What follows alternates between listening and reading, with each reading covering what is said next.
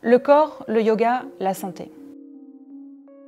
Le corps est la plus petite échelle d'analyse possible chez les géographes et il constitue un espace en soi et un espace à soi.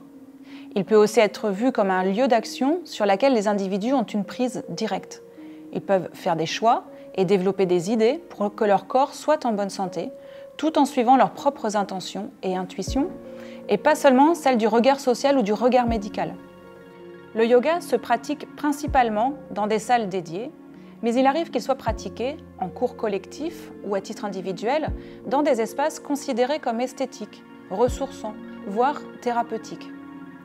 Dans le monde contemporain, communément, le yoga est pratiqué dans des lieux qui lui sont dédiés et adaptés pour que le groupe puisse se couper de la vie ordinaire pour se concentrer sur les exercices dans les meilleures conditions. On fait un contrôle des bruits, de la température, de l'ensoleillement, des distances entre les tapis. Et le but est de créer des bulles ou des îlots optimisés pour l'isolement.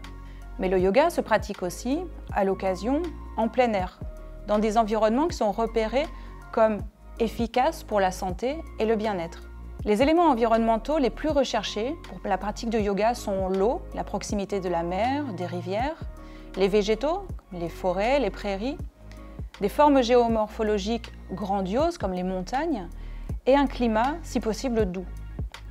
La réunion de ces éléments a pour but de favoriser la mise en place de pratiques sociales et culturelles communes, partagées au sein d'un groupe et d'une communauté de reconnaissance.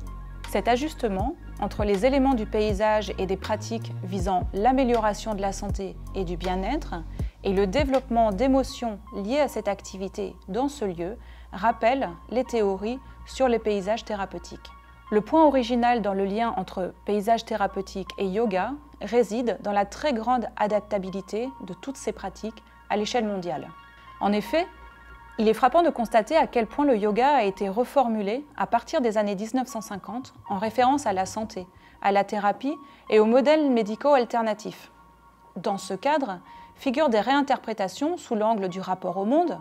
Le yoga permettrait par exemple d'échapper aux problèmes de la société, le stress, le surmenage, la pollution, l'individualisme exacerbé, et permettrait de se reconnecter à la nature. Et le yoga permettrait aussi un autre rapport au corps. Le yoga serait une thérapie, voire une pratique individuelle de bien-être. Le yoga est aussi inclus dans l'ensemble des médecines complémentaires et alternatives, un domaine qui est lui-même très marqué par les processus de mondialisation. Et de plus, il trouve une certaine légitimité à pénétrer le milieu de la santé et de la thérapie grâce à des mouvements d'institutionnalisation. Le yoga est en effet institutionnalisé par le gouvernement indien au sein du système de santé publique, au risque cependant d'une instrumentalisation par le politique et notamment par l'extrême droite nationaliste hindoue qui est au pouvoir depuis 2015. Le yoga est aussi inclus dans les projets de promotion et de valorisation des médecines traditionnelles à travers le monde portés par l'OMS depuis les années 1990.